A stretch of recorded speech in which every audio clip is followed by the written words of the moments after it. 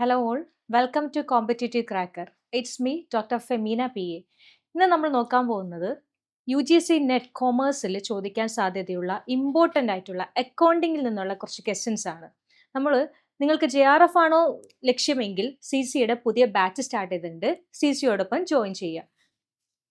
നമുക്ക് ക്വസ്റ്റ്യൻസ് നോക്കാം. Here is a first question. Which one of the below mentioned transaction is not a non-cash transaction? The acquisition of assets by assuming directly related liabilities. B. Conversion of debt into equity. Interest on dividend received from investing activities. D. The acquisition of an enterprise by means of issue of shares. ഇതിൽ നമ്മളോട് ചോദിച്ചിട്ടുള്ളത് ഇതിൽ non cash transaction ഏതാണ്, ഏതാണെന്നാണ് ചോദിച്ചിട്ടുള്ളത്. Answer വരുന്നത് എന്താണ്? Option C ആണ്. അതായത് interest on dividend received from investing activity. ഇതെന്ന് പറയുന്നത് എന്താണ്? ഒരു നോൺ ക്യാഷ് ട്രാൻസാക്ഷൻ ആണ്. Because it involves an actual physical movement of cash. ഇവിടെ ക്യാഷ് പോകുന്നുണ്ട്. ഇൻട്രസ്റ്റ് ഓൺ ഡിവിഡൻഡ് നമുക്ക് കിട്ടുന്നുണ്ട്, ഒരു ക്യാഷ് നമുക്ക് കിട്ടുന്നുണ്ട്. When a business receives interest or dividend from its external investment, it receives actual money, a cash inflow that is recorded under the investing activities section of a statement of cash flows. നമുക്കറിയാം cash flow തയ്യാറാക്കുമ്പോൾ നമുക്ക് 3 ഭാഗങ്ങളാണ് വരുന്നത്: operating activities, investment activities and financing activities. ഇതിൽ investing ആക്ടിവിറ്റിയുടെ ഒരു ഭാഗമാണ് interest on dividend നമുക്ക് കിട്ടുക. അതായത് നമ്മൾ നടത്തിയിട്ടുള്ള ഇൻവെസ്റ്റ്മെന്റിൽ നിന്ന് ഡിവിഡൻഡ് കിട്ടുക, അതൊരു ഇൻവെസ്റ്റിംഗ് ആക്ടിവിറ്റി ആണ്. ഇനി ബാക്കിയുള്ള ഓപ്ഷൻസ് ഒന്ന് നോക്കാം നമുക്ക്. ആദ്യത്തെ ഞാൻ പറഞ്ഞത് the acquisition of assets by assuming directly related liabilities. നമുക്ക് ആരെങ്കിലും ലയബിലിറ്റീസ് നമുക്ക് എന്താണ് തരാനുണ്ടെങ്കിൽ, അല്ലെങ്കിൽ നമ്മൾ എന്തെങ്കിലും കൊടുക്കാനുണ്ടെങ്കിൽ അതിന് പകരം എന്തെങ്കിലും അസറ്റ് എക്സ്ചേഞ്ച് ചെയ്യുകയാണെങ്കിൽ അവിടെ ക്യാഷ് വരുന്നില്ല. അപ്പോൾ അതൊരു എന്താ വരുന്നത്? നോൺ ക്യാഷ് ട്രാൻസാക്ഷൻ ആണ്. ഇനി conversion of debt into equity. ഡെറ്റിന് നമ്മൾ ഇക്വിറ്റിയുടെ ഫോമിലോട്ട് മാറ്റുന്നു. ഒരു രൂപത്തിൽ നിന്ന് വേറെ രൂപത്തിലോട്ട് മാറ്റാണ് ചെയ്യുന്നത്. ഇവിടെയും ക്യാഷ് പോകുന്നില്ല, ക്യാഷ് വരെയോ പോകുകയോ ചെയ്യുന്നില്ല. ഓപ്ഷൻ സി എന്താണ്? ഓപ്ഷൻ സി ആണ് നമ്മളിപ്പോൾ പറഞ്ഞത്. ഇതൊരു ക്യാഷ് ട്രാൻസാക്ഷൻ ആണ്, നോൺ ക്യാഷ് ട്രാൻസാക്ഷൻ അല്ല, ക്യാഷ് ട്രാൻസാക്ഷൻ ആണ്. ഇനി ഓപ്ഷൻ ഡി പറയുന്നത് എന്താണ്? The acquisition of an enterprise by means of issue of shares. Again share issue ചെയ്തിട്ട് ഒരു എന്റർപ്രൈസ് അക്വിസിഷൻ ചെയ്യുന്നു. ഇവിടെ നമുക്ക് ക്യാഷ് പോകുകയോ വരികയോ ചെയ്യുന്നില്ല. അതുകൊണ്ട് ഇതെന്താണ്? ഒരു നോൺ ക്യാഷ് ട്രാൻസാക്ഷൻ ആണ്. Moving to next question. According to which concept the life of the business is divided into appropriate segment for studying the results shown by the business in each of the segment? Periodic matching cost and revenue concept, dual aspect concept, accounting period concept, money measurement concept. ഇതിൽ ഏത് concept പ്രകാരമാണ് ഒരു ബിസിനസിന്റെ life എന്ന് പറയുന്നത് പല segment ആക്കി മാറ്റിയിട്ടുള്ളത് എന്ന് പറയുന്നത് ഈ തന്നിട്ടുള്ളിൽ ഏത് കോൺസെപ്റ്റ് പ്രകാരമാണ്? ഏതായിരിക്കും വരാ? ആൻസർ വരുന്നത് അക്കൗണ്ടിങ് പീരിയഡ്. അതായത് നമുക്കറിയാം നമ്മൾ trading, profit and loss account, balance sheet എല്ലാം തയ്യാറാക്കുന്നത് ഒരു അക്കൗണ്ടിങ് പീരിയഡിലോട്ടാണ്. അതായത് ബിസിനസിന്റെ ലൈഫ് എന്ന് പറയുന്നത് ഒരു ലോങ് ലൈഫ് ആണെങ്കിൽ പോലും അതിന് പല ഇയേഴ്സ് ആയിട്ട്, അല്ലെങ്കിൽ എത്ര വർഷമാണോ ബിസിനസ് ഉള്ളത് അതിന്റെ ആ ഓരോ പീരീഡിന്, ഓരോ വർഷവും സെപ്പറേറ്റ് അക്കൗണ്ടിങ് പീരിയഡ് ആയി കൺസിഡർ ചെയ്തിട്ടാണ് നമ്മൾ കാര്യങ്ങൾ ചെയ്യുന്നത്. അതുകൊണ്ട് തന്നെ ആൻസർ വരുന്നത് എന്താണ്? അക്കൗണ്ടിങ് പീരിയഡ് കോൺസെപ്റ്റ് ആണ്. ഇതിന് പറയുന്നത് വേറൊരു പേരാണ് periodicity concept. This principle states that because a business is expected to run indefinitely, ഒരു ബിസിനസ് ഇൻഡെഫിനിറ്റ് ആയിട്ടാണ് റൺ ചെയ്യാൻ ഉദ്ദേശിക്കുന്നത്. അതിനെയാണ് നമ്മൾ ഗോയിങ് കൺസേൺ കോൺസെപ്റ്റ് എന്ന് പറയുന്നത്. It's continuous life must be artificially divided into small discrete time segments like a month, quarter or financial year. അതായത് continuous ലൈഫിനെ നമ്മൾ പല ചെറിയ സെഗ്മെന്റ് ആയിട്ട് തിരിച്ചിട്ടുണ്ട്. Usually that segment is known as a financial year. നമുക്ക് വേണമെങ്കിൽ അതിനെ മന്ത് എന്നോ ക്വാർട്ടർ എന്നോ ഒക്കെ തിരിക്കാം. എങ്കിൽ പോലും നമ്മൾ യൂഷ്വൽ കേസിൽ, ഓർഡിനറി കേസിൽ നമ്മൾ ഒരു ഫിനാൻഷ്യൽ ഇയർ എന്നുള്ള പേരിലാണ് അതിനെ അറിയപ്പെടുന്നത്. This division allows stakeholders to regularly review performance, study financial results and take timely corrective actions. അതായത് നമുക്കൊരു അക്കൗണ്ടിങ് ഇയർ അല്ലെങ്കിൽ അക്കൗണ്ടിങ് പീരിയഡ് അല്ലെങ്കിൽ ഒരു ഫിനാൻഷ്യൽ ഇയർ ഉണ്ട് എന്ന് പറഞ്ഞാൽ മാത്രമാണ് അതിന്റെ ബേസിസിൽ ബാക്കി കമ്പാരിസൺ, അനാലിസിസ് എല്ലാം നമുക്ക് നടത്താൻ പറ്റുള്ളൂ. So this concept is known as accounting period concept. അപ്പോൾ ബാക്കിയുള്ളത് എന്തൊക്കെയാണ്? ബാക്കി periodic matching cost and revenue concept എന്ന് വെച്ചാൽ എന്താണ്?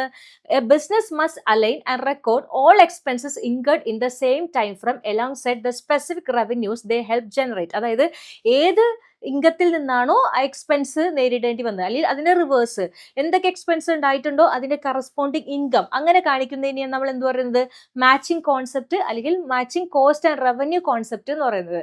It dictates how to measure profit within a period rather than dividing the business life into intervals. അതായത് ഇവിടെ നമ്മൾ മെഷർ ചെയ്യുന്നത് എന്താണ്, ഒരു പീരിയഡിൽ എത്രമാത്രം പ്രോഫിറ്റ് ആണ് ഉണ്ടായിട്ടുള്ളത്, അതിന് എത്രമാത്രം എക്സ്പെൻസ് നമുക്ക് ഇൻകർ ചെയ്യേണ്ടി വന്നു, അതിനെയാണ് നമ്മൾ മാച്ചിങ് കോൺസെപ്റ്റ് എന്ന് പറയുന്നത്.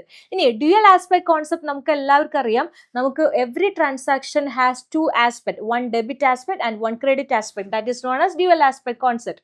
This is the fundamental backbone of a double entry bookkeeping. ഇവിടെ പറയുന്നത് എന്താണ്, every single financial transaction affects at least 2 different accounts via a balancing debit and credit. അതായത് എല്ലാ ട്രാൻസാക്ഷനും 2 ആസ്പെക്ട് ഉണ്ടാകും, ഒരു ഡെബിറ്റും ഒരു ക്രെഡിറ്റും ഉണ്ടാകും. ആ കോൺസെപ്റ്റ് പറയുന്നതിനെയാണ് ഡ്യുവൽ ആസ്പെക്ട് കോൺസെപ്റ്റ് എന്ന് പറയുന്നത്. ഓപ്ഷൻ സി പറയുന്നത് എന്താണ്, money measurement concept. Money measurement concept എന്ന് വെച്ചാൽ എന്താ, മണിയുടെ രൂപത്തിൽ മെഷർ ചെയ്യാൻ പറ്റുന്നതിനെ മാത്രമേ നമ്മൾ ട്രാൻസാക്ഷൻ ആയിട്ട് കൺസിഡർ ചെയ്യുള്ളൂ അല്ലെങ്കിൽ റെക്കോർഡ്സിൽ ഉൾപ്പെടുത്തുള്ളൂ. അതിനെയാണ് നമ്മൾ മണി മെഷർമെന്റ് കോൺസെപ്റ്റ് എന്ന് പറയുന്നത്. This concept mandates that A business should only record transaction and events that can be explicitly quantified. അതായത് നമുക്ക് വ്യക്തമായി ക്വാണ്ടിഫൈ ചെയ്യാൻ പറ്റുന്നത്, മണിയുടെ രൂപത്തിൽ മെഷർ ചെയ്യാൻ പറ്റുന്നത്, അല്ലെങ്കിൽ എന്താണ് express in monetary terms, monetary ടേംസിൽ എക്സ്പ്രസ് ചെയ്യാൻ പറ്റുന്നതിന് മാത്രം നമ്മൾ എന്ത് ചെയ്യാൻ പറ്റുള്ളൂ, നമ്മുടെ ഫിനാൻഷ്യൽ സ്റ്റേറ്റ്മെന്റ്സിൽ ഫിനാൻഷ്യൽ റെക്കോർഡ്സിൽ ഉൾപ്പെടുത്താൻ പറ്റുള്ളൂ. അതിനെയാണ് മണി മെഷർമെന്റ് കോൺസെപ്റ്റ് എന്ന് പറയുന്നത്. It does not govern time segment. ഇവിടെ ടൈം സെഗ്മെന്റ് ആയിട്ട് തിരിക്കുന്ന കാര്യമൊന്നും ഈ മണി മെഷർമെന്റ് കോൺസെപ്റ്റിൽ വരുന്നില്ല. അതുകൊണ്ടാണ് നമ്മുടെ ആൻസർ ചെയ്ത് വരുന്നത് അക്കൗണ്ടിംഗ് പീരിയഡ് കോൺസെപ്റ്റ് എന്നുള്ള ആൻസർ വരുന്നത്. Moving to next question. Policy of playing safe followed by the accountant is based on which one of the following concepts? Dual aspect concept, conservation conventions, money measurement concept, realization concept. Again, നമുക്ക് പിന്നെ വന്നിട്ടുണ്ട് എവിടെ നിന്നുള്ള question, accounting principles അതുപോലെ തന്നെ accounting concepts, conventions, അവിടെ നിന്നുള്ള ഒരു ക്വസ്റ്റ്യൻ ആണ് ഈ വരുന്നത്. അപ്പൊ എന്താണ് വരുന്നത്, policy of playing safe, safe ആയിട്ട് കളിക്കുക എന്ന് പറയുന്നത് എപ്പോഴാണ്, നമ്മൾ പ്രൂഡന്റ് ആയിരിക്കുക, നമ്മൾ വിവേകപൂർവ്വം പെരുമാറുമ്പോഴാണ്. അത് ഏതാണ് വരുന്നത്, അതിൽ ഏതാ വരുന്നത്, ഡ്യുവൽ ആസ്പെക്ട് കോൺസെപ്റ്റ് ആണോ, അല്ല. ഏത് കോൺസെപ്റ്റ് ആണ് വരുന്നത്, കൺസർവേഷൻ കൺവെൻഷൻ ആണ്. അല്ലെങ്കിൽ എന്താ പറയുന്നത്, കൺവെൻഷൻ ഓഫ് കൺസർവാറ്റിസം അല്ലെങ്കിൽ പ്രൂഡൻസ് എന്നാണ് അതിന് പറയുന്നത്. വിവേകപൂർവ്വം പെരുമാറുക. ഇവിടെ എന്താണ് ഈ പ്രൂഡൻസ്, എങ്ങനെയാണ് പ്രൂഡന്റ് ആകുക നോക്കൂ. This principle explicitly directs an accountant to anticipate no profit. നമ്മൾ ലാഭങ്ങളൊന്നും മുൻകൂട്ടി കാണണ്ട, മറിച്ച് but provide for all possible losses. നമുക്ക് എവിടെയൊക്കെ ലോസ് വരാൻ സാധ്യതയുണ്ടോ അതെല്ലാം മുൻകൂട്ടി കാണണം. അതിനെയാണ് നമ്മൾ എന്ത് പറയുന്നത്, പ്രൂഡന്റ് ആവുക എന്ന് പറയുന്നത്. It encourages a cautious or plain safe approach to ensure assets and income are not overstated. എങ്കിൽ മാത്രമാണ്, ഇങ്ങനെ പ്രൂഡന്റ് ആയാൽ മാത്രമാണ് എന്ത് സംഭവിക്കുള്ളൂ, അസറ്റ്സിനെ ഒന്നും നമുക്ക് ഓവർസ്റ്റേറ്റ് ചെയ്ത് കാണിക്കാതിരിക്കുള്ളൂ. അതായത് കറക്റ്റ് അതിന്റെ എമൗണ്ട് മാത്രം കാണിക്കാമുള്ളൂ, എക്സാക്ട് ഇപ്പൊ എത്രയാണ് വാല്യൂ അത് മാത്രം കാണിക്കുക, അല്ലാതെ ഓവർ സ്റ്റേറ്റ്മെന്റ് എല്ലാം ഒഴിവാക്കാനായിട്ട് പ്രൂഡൻസ് ഉള്ള കോൺസെപ്റ്റ് സഹായിക്കുന്നു. അതുപോലെ liabilities and expenses are fully recognised. നമുക്ക് എന്തൊക്കെ ലയബിലിറ്റീസ് ഉണ്ടാകാൻ സാധ്യതയുണ്ട് അല്ലെങ്കിൽ എന്തൊക്കെ എക്സ്പെൻസ് മെറ്റ് ചെയ്യാൻ ചാൻസ് ഉണ്ട്, ഇതെല്ലാം നമ്മൾ മുൻകൂട്ടി കാണാം. പക്ഷെ പ്രോഫിറ്റ് ഒന്നും മുൻകൂട്ടി കാണാൻ പാടില്ല. അതിനെയാണ് നമ്മൾ എന്ത് പറയുന്നത്, കൺസർവേഷൻ കൺവെൻഷൻ അല്ലെങ്കിൽ കൺസർവേറ്റിസം അല്ലെങ്കിൽ പ്രൂഡൻസ് എന്ന് പറയുന്നത്. Next question. Claims received from insurance companies are treated as cash flow from operating activities, cash flow from investing activities, cash flow from financing activities, none of these. അതായത് insurance കമ്പനിയുടെ അടുത്ത് കിട്ടുന്ന claims ഇത് എന്ത് activity ആണെന്നാണ് പറയുന്നത്. എന്ത് ആക്ടിവിറ്റിയാണ്, cash flow from operating activities. അതായത് നമുക്ക് എന്തെങ്കിലും നമ്മുടെ ബിസിനസ്സിൽ എന്തെങ്കിലും സംഭവിച്ചു, നമ്മൾ ഇൻഷുറൻസ് എടുക്കുന്ന എന്തിനാ, അൺഎക്സ്പെക്റ്റഡ് കണ്ടിജൻസീസിനെ മീറ്റ് ചെയ്യാൻ വേണ്ടിയിട്ടാണ്. അങ്ങനെ എന്തെങ്കിലും കണ്ടിജൻസി സംഭവിച്ചു, അപ്പൊ അതിൽ നിന്ന് കിട്ടുന്ന ആ ഒരു ക്ലെയിം എന്ന് പറയുന്നത് നമ്മുടെ ഓപ്പറേറ്റിംഗ് ബിസിനസ് റൺ ചെയ്യുന്നതിന്റെ ഭാഗമായിട്ട് വന്നിട്ടുള്ളതാണ്. അപ്പൊ എന്താണ്, ഓപ്പറേറ്റിംഗ് ആക്ടിവിറ്റീസ് ആണ്, ഇൻവെസ്റ്റിംഗ് ആക്ടിവിറ്റി അല്ല. അതായത് ഇൻഷുറൻസിൽ ഇൻവെസ്റ്റ്മെന്റ് അല്ല നമ്മൾ നടത്തുന്നത്, അതൊരു ഇൻവെസ്റ്റ്മെന്റ് ആക്ടിവിറ്റീസ് അല്ല. അതുപോലെ തന്നെ ഫിനാൻസിങ് ആക്ടിവിറ്റിയും അല്ല. നമ്മുടെ കയ്യിലുള്ള സർപ്ലസ് എമൗണ്ട് നമ്മൾ എവിടെയെങ്കിലും കൊണ്ടുപോയി ഇൻവെസ്റ്റ് ചെയ്യാൻ ശ്രമിക്കുന്നതല്ല, അല്ലെങ്കിൽ നമ്മൾ എന്താ ഫിനാൻസ് ചെയ്യാൻ ശ്രമിക്കുന്നതല്ല ഈ ഇൻഷുറൻസ് എന്ന് പറയുന്നത്. അപ്പൊ എന്താണ് പറയുന്നത്, ഓപ്പറേറ്റിംഗ് ആക്ടിവിറ്റി എന്നാണ്. അതായത് ക്ലെയിം കിട്ടുന്നത് cash flow from operating activities ആണ് കേട്ടോ. ഇനി അടുത്ത് നോക്കൂ. Out of the following options what can be called the source of fund. Source of fund ഏതാണ്, sale of assets, dividend and payment of tax, long time loans, funds from operation and the sale of an asset, repayment of long time loans and sale of an asset, buying of fixed asset, sale of an asset and repayment of long time goals. നമ്മളോട് ചോദിച്ചിട്ട് എന്താണ്, നമുക്ക് fund എവിടെ നിന്നാണ് വരുന്നത്, source of fund ഏതാണ് correct answer വരാം.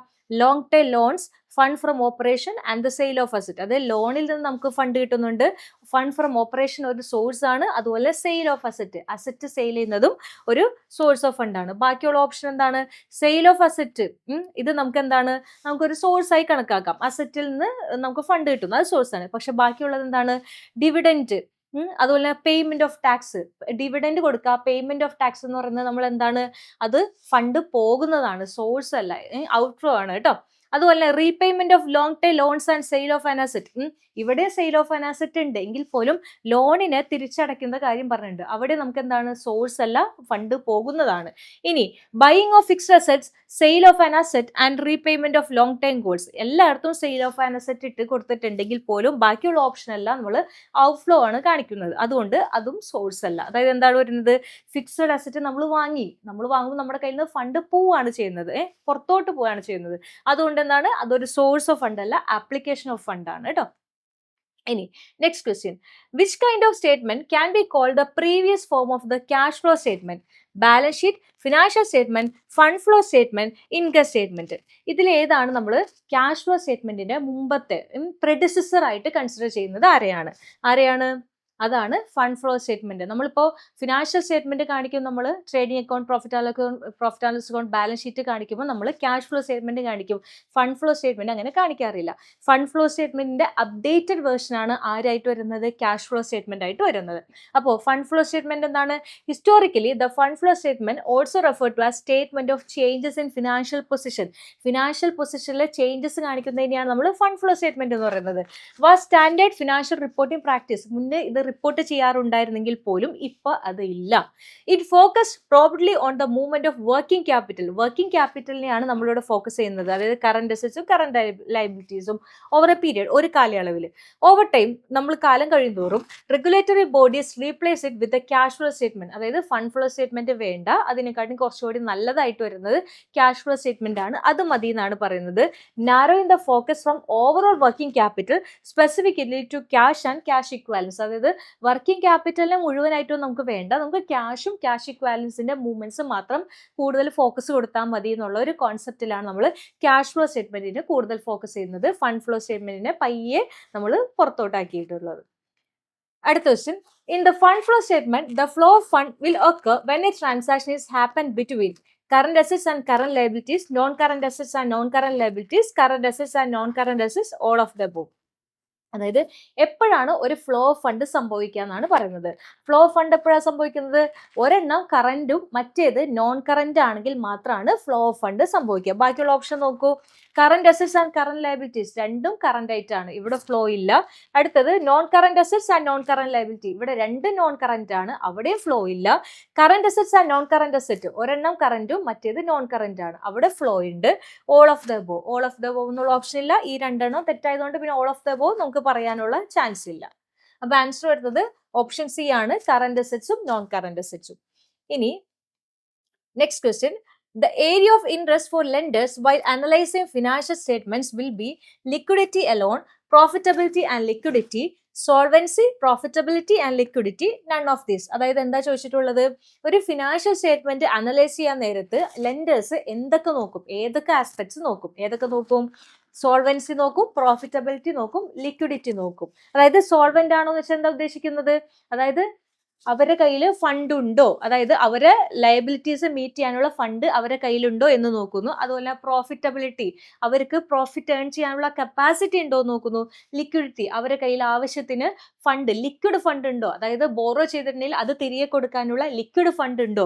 ഈ 3 കാര്യങ്ങളാണ് ലെൻഡേഴ്സ് നോക്കുന്നത്. അതായത് ലിക്വിഡിറ്റി മാത്രം നോക്കിയിട്ട് കാര്യമില്ല, പ്രോഫിറ്റബിലിറ്റിയും ലിക്വിഡിറ്റിയും മാത്രം നോക്കിയിട്ട് കാര്യമില്ല, അവിടെയും സോൾവൻസി വരുന്നുണ്ട്. അപ്പോൾ കോംപ്രഹെൻസീവ് ആയിട്ടുള്ള ഓപ്ഷൻ സി ആണ് കറക്റ്റ് ആൻസർ ആയിട്ട് വരാം.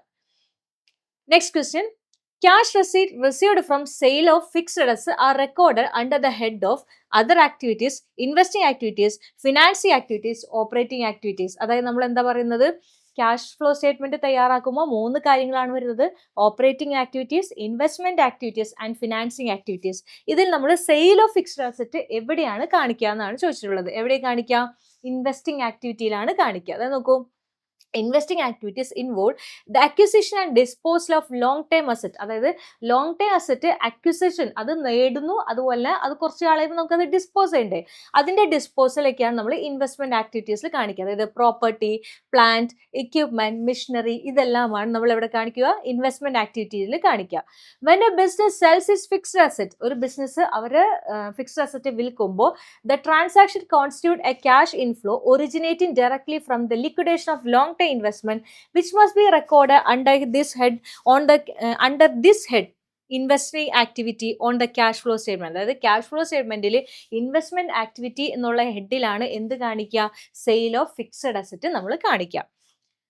Next question: issue shares in consideration of purchase of plant and machinery result into inflow of cash, outflow of cash, neither inflow nor outflow, none of this. അതായത് എന്താ പറയുന്നത്? ഒരു plant and machinery acquisition ചെയ്തിട്ട് വാങ്ങിയിട്ട് അതിന് പകരം നമ്മൾ എന്താ കൊടുത്തത്? ഷെയർ ആണ് ഇഷ്യൂ ചെയ്തത്. ഇവിടെ നമുക്ക് എന്താ ഉള്ളത്? ഫണ്ടിന്റെ ഫ്ലോ ഉണ്ടോ, എന്തെങ്കിലും ഇൻഫ്ലോ ഉണ്ടോ ഔട്ട്ഫ്ലോ ഉണ്ടോ എന്നാണ് ചെക്ക് ചെയ്യുക. എന്താണ് വരാ? ഒരു ഇൻഫ്ലോ ഇല്ല, ഔട്ട്ഫ്ലോയും ഇല്ല, ഒന്നും സംഭവിക്കുന്നില്ല. അതായത് നമ്മുടെ കയ്യിൽ നിന്ന് ഫണ്ട് പോകുന്നില്ല, ഒരു അസറ്റ് പോകുന്നു, മറിച്ച് വേറൊരു ലയബിലിറ്റി വരുന്നു, അത്ര വരുന്നുള്ളൂ. ഫണ്ടിന്റെ മൂവ്മെന്റ് അവിടെ സംഭവിക്കുന്നില്ല. അപ്പൊ നോക്കൂ, നോ ക്യാഷ് ഇൻവോൾവ്.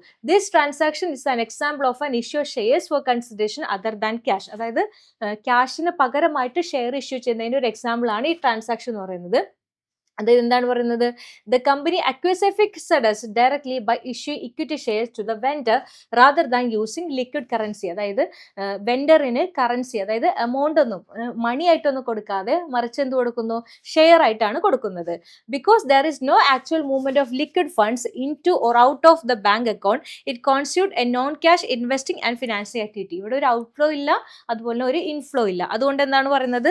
ഇതിനൊരു non cash investing and financing activity എന്നാണ് ഇതിനെ പറയുന്നത്. സോ CCയിൽ നമ്മൾ JRF ലക്ഷ്യമിട്ടവർക്ക് ഒരു ലോങ് ടൈം ബാച്ച് തുടങ്ങിയിട്ടുണ്ട്. 150 ഡേയ്സിന്റെ ഒരു ബാച്ച് സ്റ്റാർട്ട് ചെയ്തിട്ടുണ്ട്. താല്പര്യമുള്ളവർ 8086881144 എന്നുള്ള നമ്പറിൽ കോൺടാക്ട് ചെയ്യുക. അതുപോലെ തന്നെ നമുക്ക് പേപ്പർ 1, പേപ്പർ 2 എങ്ങനെ സെപ്പറേറ്റ് ആയിട്ട് വ്യത്യസ്ത സബ്ജക്റ്റുകളിൽ CCയിൽ നെറ്റിന് ഓഫർ ചെയ്യുന്നുണ്ട്, കോഴ്സ് ഓഫർ ചെയ്യുന്നുണ്ട്. English, Malayalam, commerce, management, economics, ഇതെല്ലാം CCയിൽ ഓഫർ ചെയ്യുന്ന കോഴ്സുകളാണ്. CCയുടെ പ്രത്യേകത എന്ന് വെച്ചിട്ടുണ്ടെങ്കിൽ നമുക്ക് എൻറ്റയർ സിലബസിന്റെ റെക്കോർഡഡ് അതുപോലെ ലൈവ് ക്ലാസ്സസ് അവൈലബിൾ ആണ്.